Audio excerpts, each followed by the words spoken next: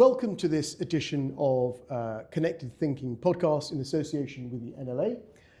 I'm joined today by Sophie Morgan, who's a Senior Development Manager at Landsec, and I've invited her here really with her CPA hat on as the chair of the Next Gen group. And we're going to talk today about the future.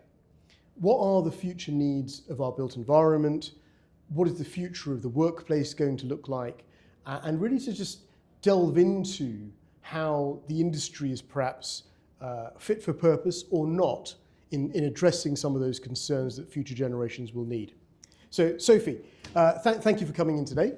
Thanks for having me. Yeah, you're very welcome.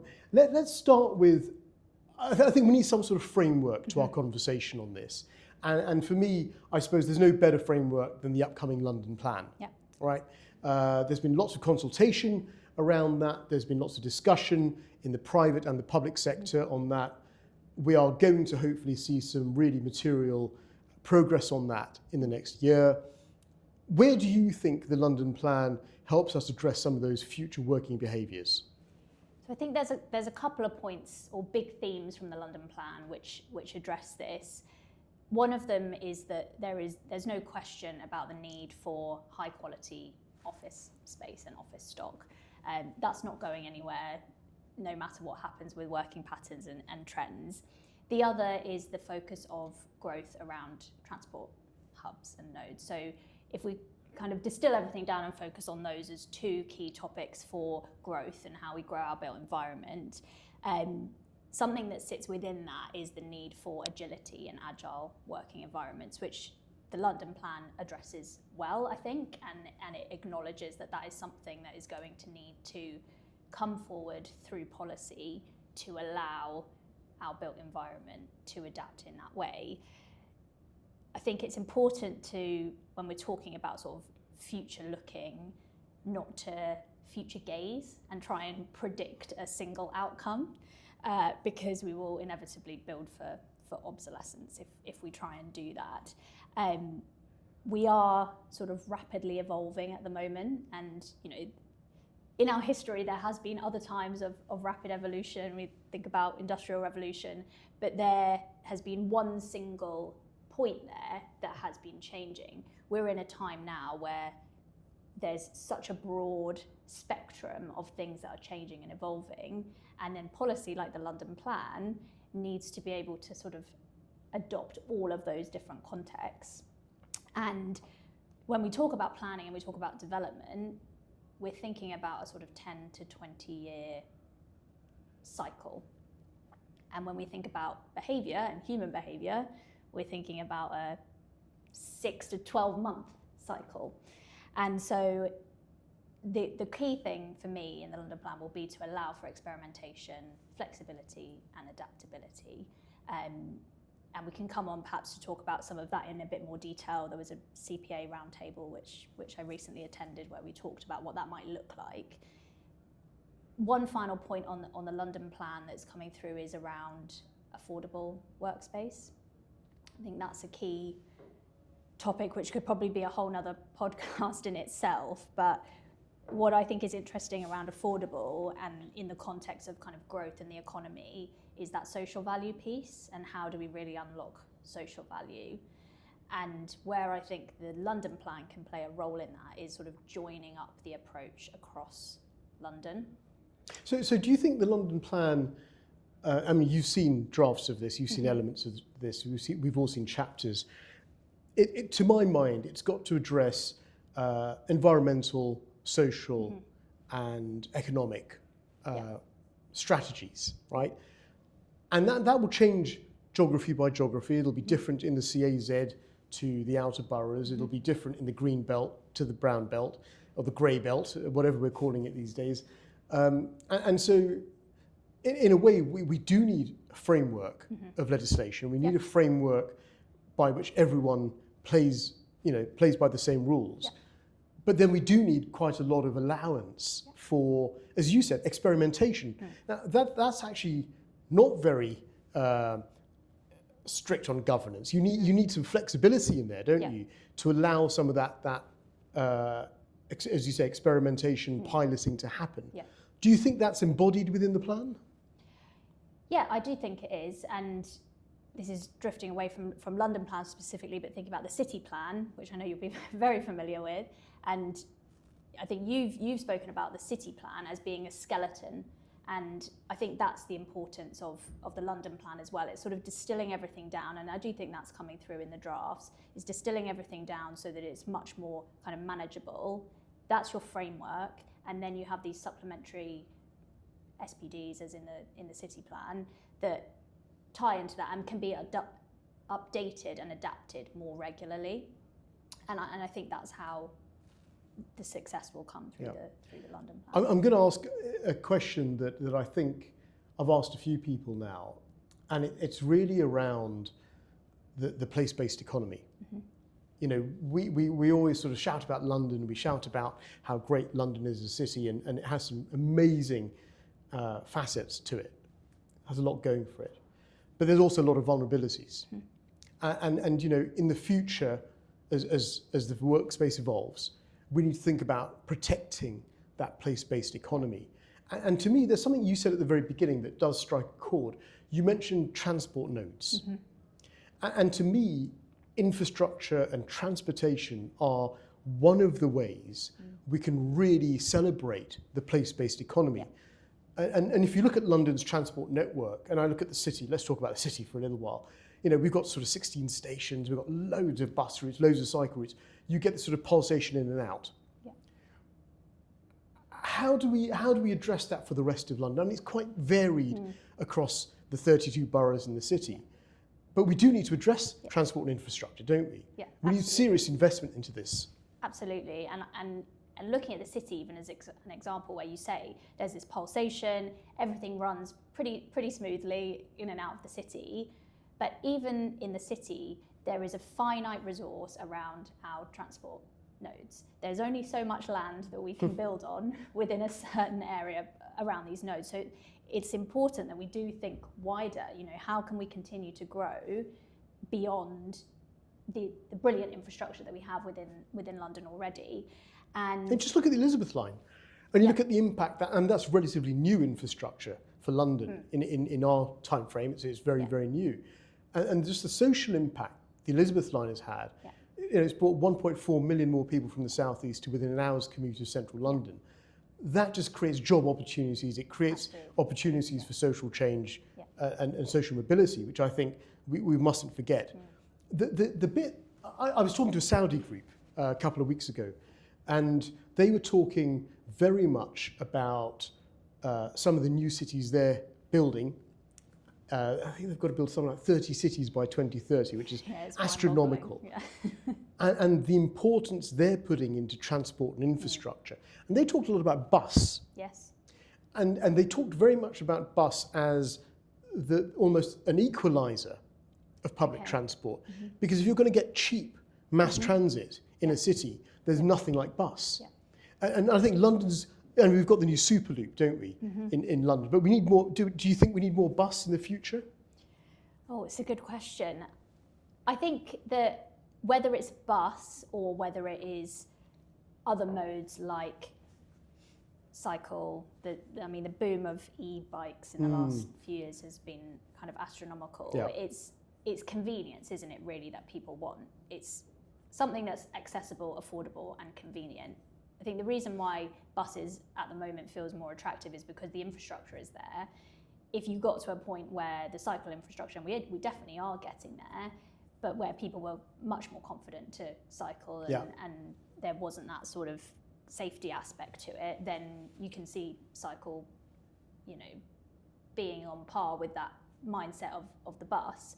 My problem with it is cycling around Saudi, it might not be the environment for it. But I think bikes is a really interesting one, particularly linked to the London plan, because that's where we get our quotas at the moment for cycle space storage. Yeah. And there's been a lot of talk about this recently, and the utilisation and the huge underutilisation of cycle storage, and developers kind of crying out for change in that area. There was a study done by the CPA. They looked at 8 different buildings, and it was 14% was the utilisation that came out of that. But we shouldn't look at that as we want to discourage people from cycling. It's the opposite. There's a huge opportunity there to kind of repurpose this space and use it for growth of other areas. So can some of that space be used for e-bikes? And there's kind of logistics that need to be worked around. What's the benefit to the developer of that, of partnerships with, you know, Forest or Lime or whatever that is. But that's the way that we need to be thinking, and policy needs to be able to adapt to allow for the pace of that change, whether that's cycle or bus or whatever the next mode of transport is. But it's about kind of connecting spaces and modes much more kind of interchangeably, I think. So it's not all about your mainline rail.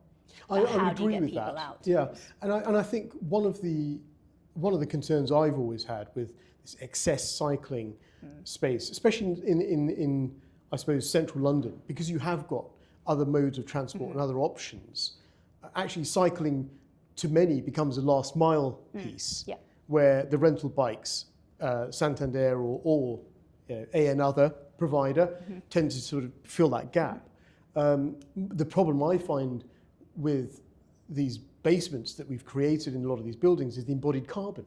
Yeah. You know, you're not going to be able to recover that. So we need to think about the secondary use for those spaces. But let's just move into central London, right? So let's talk about the central activity zone. Yep. And you mentioned that there was a CPA roundtable recently on future-proofing the centre. Yeah. Tell us a little bit about that, some of the outcomes and some of the queries that came out of that. Yeah.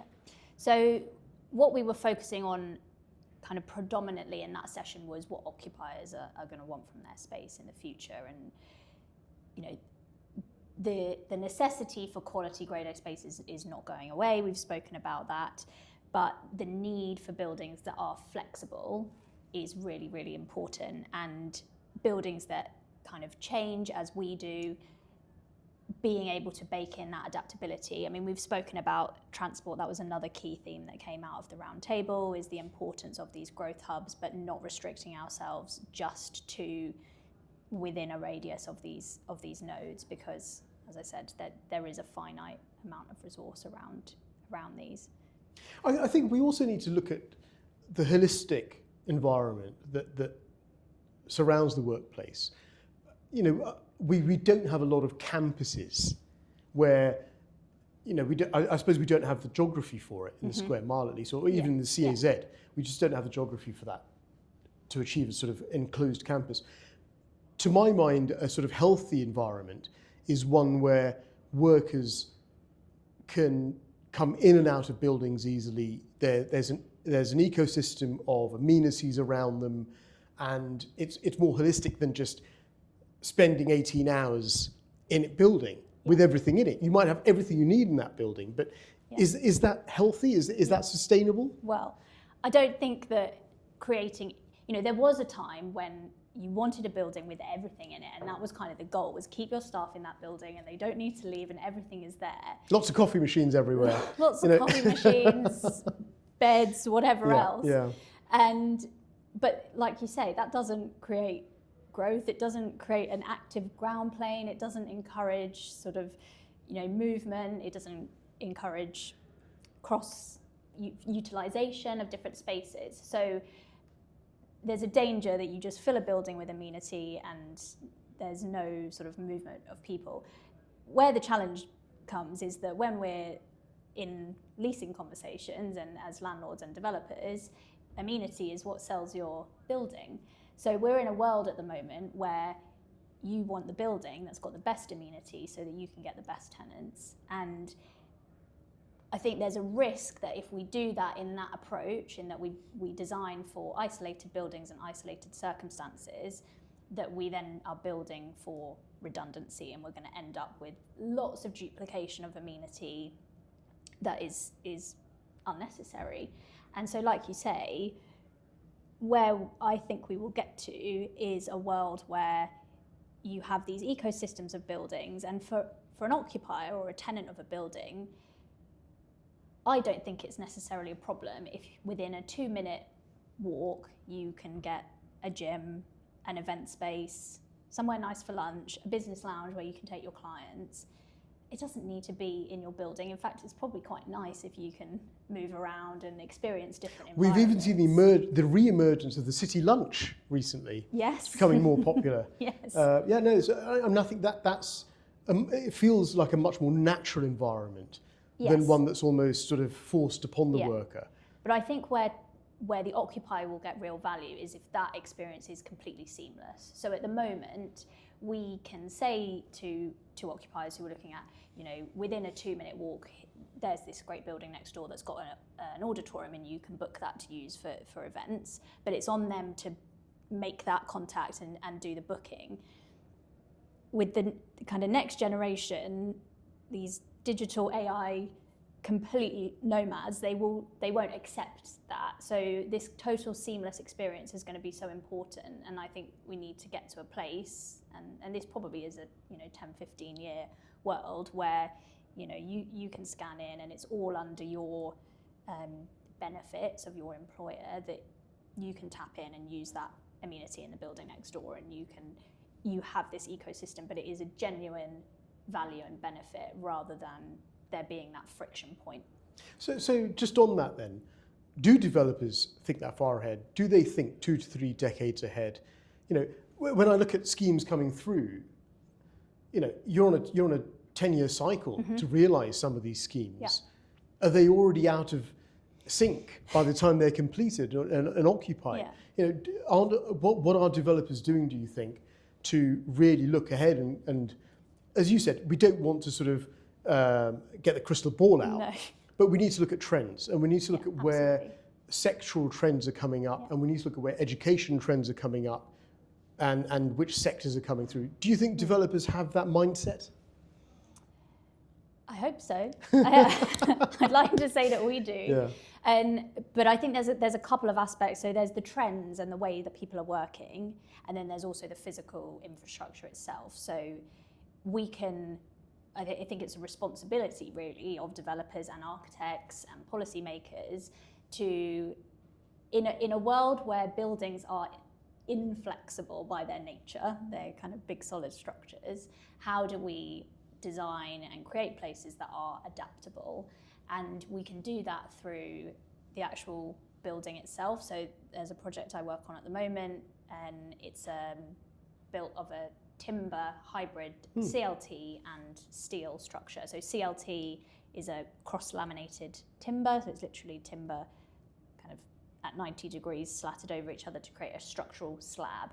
And that as a building material is extremely flexible. So you have a tenant who's got space planning, they can knock floors through, they can create auditoriums in any space within that slab. So it's not a traditional PT slab where at design stage, you fix your 3 soft spots and that's where you can put a stair. So there's things like that from a physical perspective where we can start thinking, we're not designing a building for a 20 to 30 year design life, we're designing for, that building should last for 100 years plus. And if we're really serious about carbon and sustainability, then we have to be designing in that way. In terms of ways of working and behaviours, it comes back to that space planning. We can't predict how people are going to be working in 20 to 30 years, but we can create the infrastructure that allows that adaptability. There's an interesting concept that I've read about recently, which is the corporate and creative overlap. Have you heard of this? I've not. Tell us about that. So there's a few studies that have been done, Forbes, Microsoft, they've all kind of looked into this, and they are estimating that between 50 and 60% of Gen Z, so people who are under 30, have a side hustle or multiple side hustles, and they call it income stacking. Okay. And so alongside their kind of corporate job, they are also a TikTok content creator, and they might be selling templates on Etsy or something. And at the moment, when we think about side hustle, we think about, we're doing our job now and anything else is after work or in the background. But I don't think it's far-fetched to imagine that if more than half of our population of people below 30 are working in that way, that our spaces are going to have to adapt to facilitate that way of working. And again, that comes down both to amenity, so how do our spaces support that type of lifestyle. So you've got someone can come into their building and they have a podcast studio, there's a video editing suite, and they can facilitate all those aspects of what they consider to be their career within one building. And I think that's a bit hard to get our head around at the moment, but it's not that far-fetched if that is the majority of our sort of younger And does that population. take the building use wider in terms of its useful hours? You know, we always look at the sort of office building as, or a place of work as, you know, 10 hours a day as active in income generation. Yeah. What you're describing almost has another life, doesn't it? Outside of those working hours or around those working hours that give it a almost a 24-hour, 7-day kind of feel. Well, it's really interesting because we've been debating this as well when we're talking about, you know, viability of projects, which we all know is a challenge at the moment. And one of the ways that you help viability is to generate more income. And one of the ways that you generate more income is by extending the hours that your building is able to generate that income. And so whether that is through kind of multiple uses of a individual space or extending the hours, then I definitely think that there's a world where we will get to that. What does make that challenging at the moment is our planning system. It's difficult to create that flexibility of use under the current planning system, but I think there's a world where we will get there. There's nothing to say that you couldn't have a space in the ground floor of a building that is a, you know, cafe midweek on a weekend that's opened up to tourist groups, or on a Monday morning when it's not particularly busy, there's a school group that comes in there. You need an operator to sort of manage all of that. Yeah. But there's definitely opportunity there, particularly when we're talking about kind of growth and how we create value from our schemes. And on that, what you're describing actually is as a sort of multifaceted use of a building. Are you seeing, and as a developer or even as you're next gen, I'm sure you've got a wider reach through that role. Are you seeing new sectors emerging? Are you seeing trends emerging in that space where obviously technology, we're seeing huge uplift in employment in technology in London, but are you seeing other sectors coming through that catch your eye that you think, you know what, when we're planning the next building, we really need to think about whatever it is. Well, I think it's interesting. We were just chatting before that there's this idea that, you know, jobs, we can't imagine these jobs because they don't exist right now. And I think most things will be a facet of something now, and certain sectors will grow and others will have to change. I think where we will see growth is, I tried to think of it in where you're sort of automation resilient almost, and there's two aspects to that in my mind, which is hands-on, and that can be things, you know, like skilled trades and labour, but it can also be biopharma, biomed, healthcare. I think there'll be a huge growth in those sectors. And then it's also those which are human touch, so where there's kind of complex strategic thinking with a human experience, negotiation, legal, those types of sectors, where the most growth is going to be, because we will see such a rise in kind of tech and AI. And that's not to say, I think finance, tech, professional sectors, we will almost see like a version 2 of those, where they continue to grow, but they grow alongside. They're talking now about agentic AI, which is where you have your staff working alongside agents, and that's really exciting to me, but we can't predict how that's going to look in terms of office space. But if I take Canary Wharf as an example, which is going through a bit of reimagination, right? And they are pivoting towards emerging sectors like life sciences. One of the challenges there is, and I did a visit to Boston a couple of years ago, and we saw office buildings that had been adapted to life science labs. Some of them work, a lot of them don't. It's tricky. And some of that comes down to the design stage of the building to make it versatile.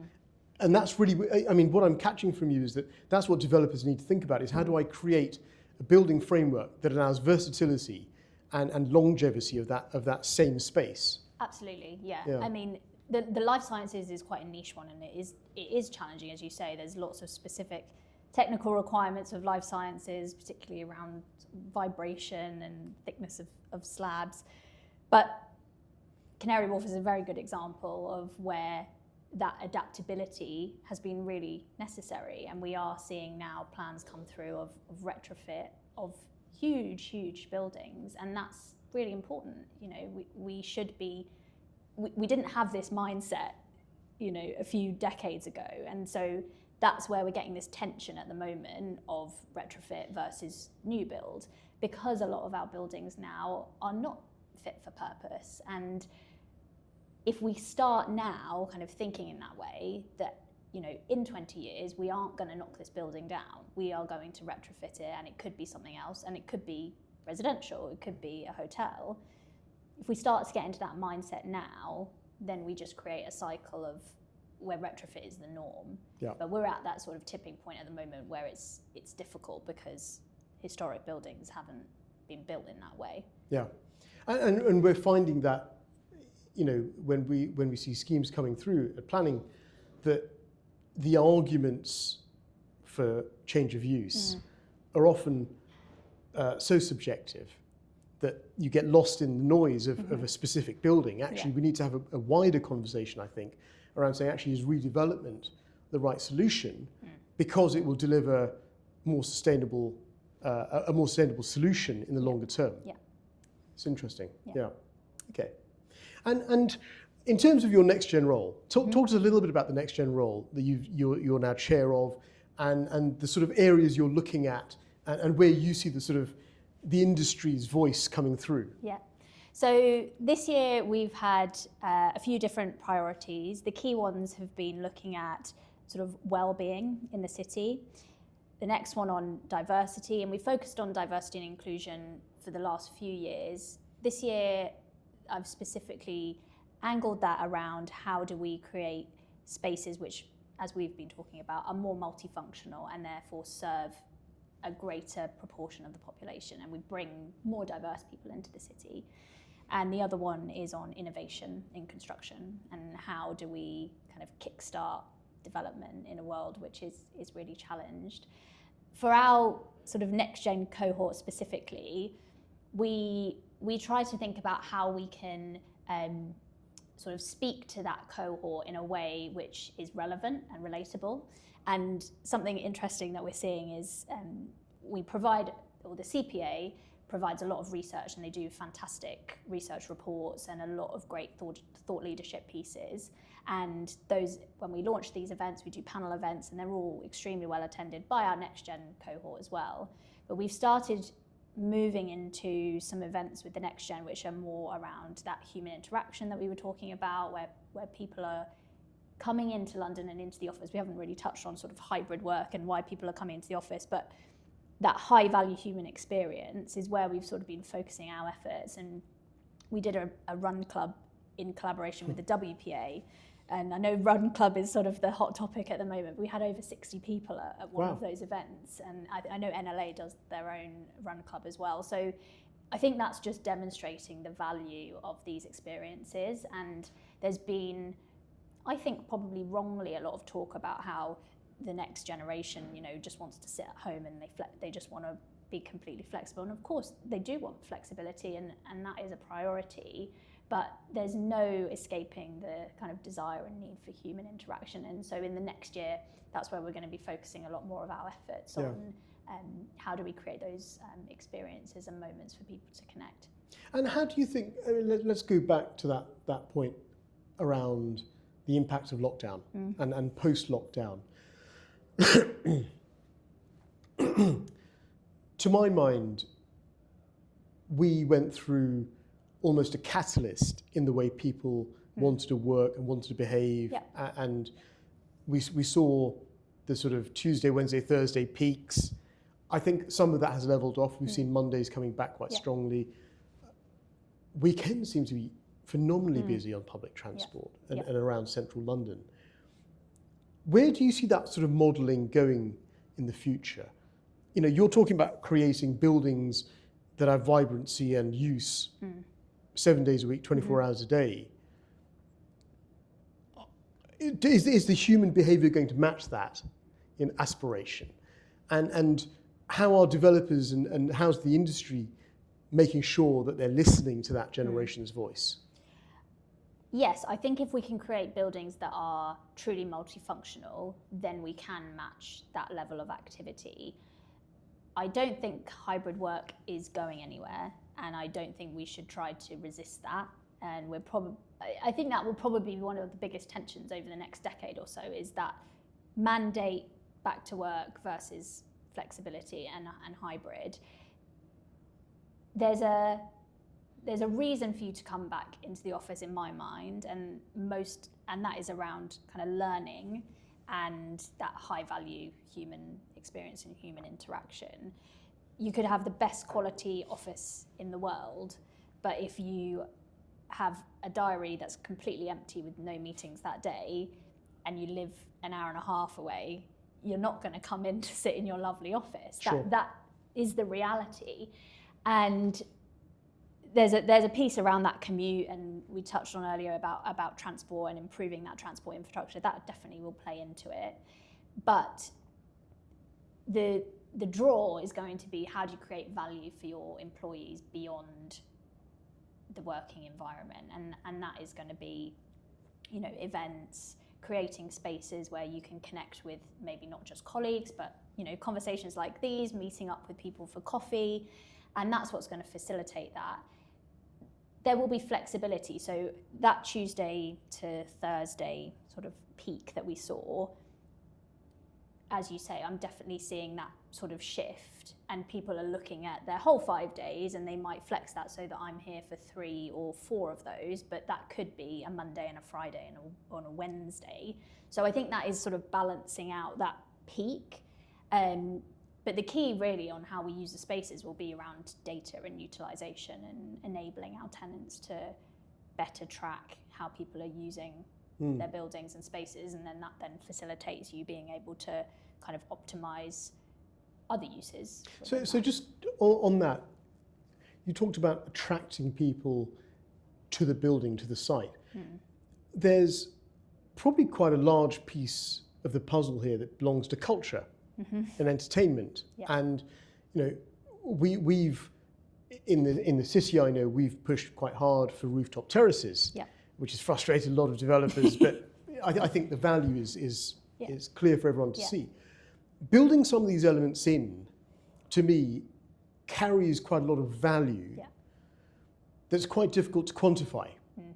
So when I speak to, especially the investment community, you know, we've had to give up X number of floors, we've had to give up X amount of space, and there are core tensions with that, and lifting tensions with that, and how do we manage all of these different elements of the puzzle to deliver the solution? And to my mind, I think we almost need a rethink to say, well, having those cultural elements and those social elements built into your iconic tower, or whatever it is, or your retrofit scheme, actually brings the value point. How do we measure that? Oh, that's a great question. There was a few roundtables last week as well on the city plan, and this was, as you can imagine, in the cultural SPD, so it was a kind of hot topic of conversation. The value point is an interesting one, and something that we kind of debated is that the value comes if you are creating value for your tenants. And tourism and drawing people into the city is hugely, hugely important, and we've got to, you know, provide these spaces so that we are bringing new people into the city. But there needs to be a frictionless experience between what tourists and visitors are experiencing and what users of the building are experiencing, because that's where landlords and developers get their value from.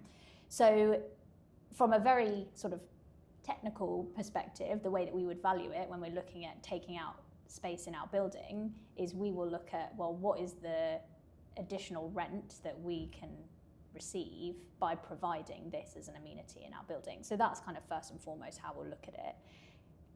you could see a world where that starts to expand in that, well, if we can offer this amenity that's near here and here, I mean, that's a kind of basic location dynamics, is you're well located, therefore you're going to pay more for your space.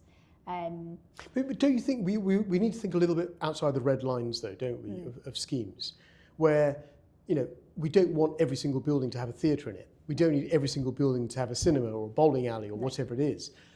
We need to sort of think more strategically about this, don't we? Yeah. And I think actually, if I look at some of the projects I've seen in my term as chair, especially with meanwhile use, we've seen meanwhile use coming in almost as an experimentation to say, look, does this area need this kind of activation or not, and where would it best suit? What do you think about meanwhile use?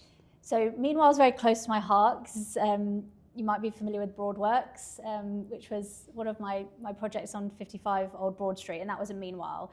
And it was to test what the sort of appetite was for that type of space, and it's been hugely successful. And just explain for our listeners exactly what the Hive was, because when I first went there, I was shocked at how busy it was for what it was. So just give a bit of background. So Broadworks is a space that was a meanwhile space, so it's still there actually, as part of our 55 Old Broad Street development. So we've started that project now, it's on site, we're taking down the building.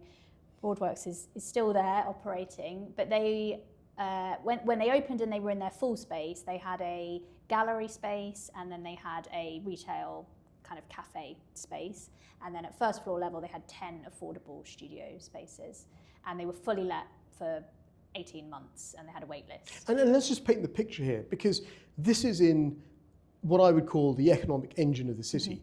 This is 2 minutes suited and Liverpool booted, Street. you know, law firms, banks, insurance. You know, you don't get a lot of creativity seeping in there, do you? No. And you've opened an artist studio. Exactly, and it was it was to prove that kind of thing can work, and we can't, as you say, we can't pretend that we aren't in a kind of white collar lawyers financial district, but those people want something to do outside of their working hours, and this is serving a need there. So those people are not occupying the studio spaces. You're bringing in people from other parts of London and giving them an opportunity and a showcase in an area that has, you know, one of the highest footfalls in London, right outside Liverpool Street Station, and you're combining that with a constant flow of demand and need for workshops, terrace space, music events, and a creative outlook. And so it was about proving that works as a concept, but it was also about proving a model that can work in the long term to provide that type of use. So, you know, it's difficult for these occupiers to make this kind of use work for a 10-year period. And meanwhile is interesting because it often takes in meanwhile use about 3 years to really kind of get going and create a model which is sustainable in the long term. So that's for us as developers to sort of balance that. And, you know, we had just under 3 years, they've been there about 2 years now on site. But then there's going to be a period where they have to leave because part of the building's getting chopped down, as they can't stay there in occupation. So it's about how do you then support them, the people that have been using that space and made that their home for 3 years. And it would be great if we were in a world in the city where we had the ability to kind of facilitate, we know they're coming out of there, but here's a space here that's a meanwhile, and then they'll go back there in the permanent scheme. And that's a huge job for, you know, coordinators, but that's on us as kind of developers and landlords to help that tie together. To my mind, that there's a role there for the planners as a local authority to help almost de-risk some of that. But I think this is also where business improvement districts come in. Yeah. You know, I think the bids have a huge role because they understand that hyper-local piece. And you know, they should be stakeholders in that conversation, I think.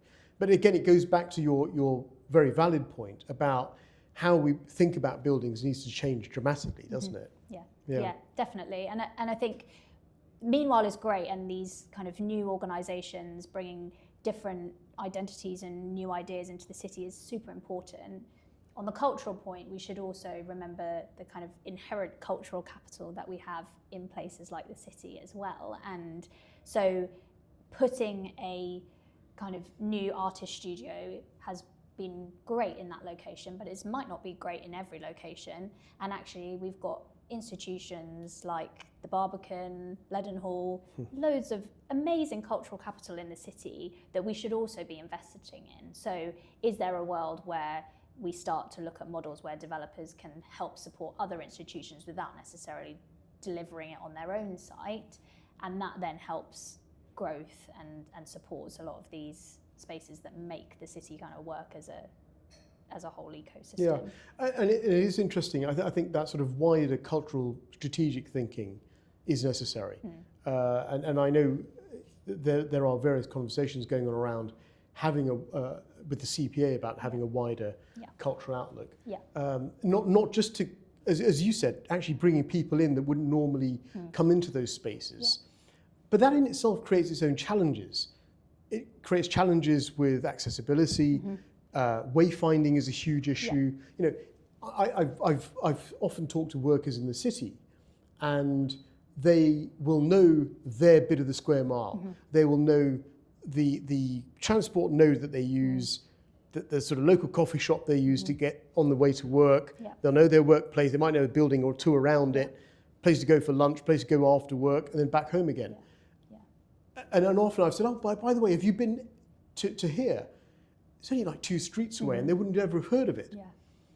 If we're going to draw lots of different people in who aren't necessarily familiar with the spaces they're going to come into, we need to do a little bit more work strategically, don't we? Yeah, definitely. And I think, I mean, it's one of the sort of pros and cons of the city, isn't it? It's lovely that you can go around and sort of get lost in all the streets of the city, and that's one of its charms. But like you say, it's not the most sort of inherently friendly in terms of making your way, and it's not instinctual necessarily. I think the city, and I might be wrong on this, has got an app which they're developing. I think there is, yeah. Cut this bit if it's not, if I'm not right on that. But they, and that's on not just kind of wayfinding, but also on what's happening in the city. And like you said, bids have a big part to play in that as well. Good, excellent. Thank you, Sophie. I mean, what's come out of, for me, in our conversation today is that whilst we are looking to the future, and there's a certain amount of unpredictability about that, actually the model you seem to be following is very much following the data and the trends and looking at behaviour to really drive forward what the future spaces will deliver for people. And that's really exciting.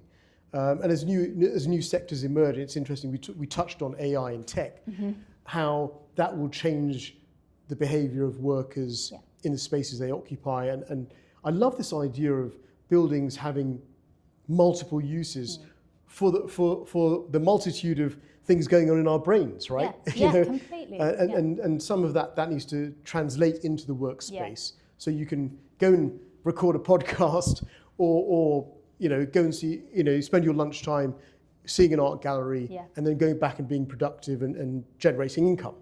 And those equilibriums need to be created in our workspace, don't they?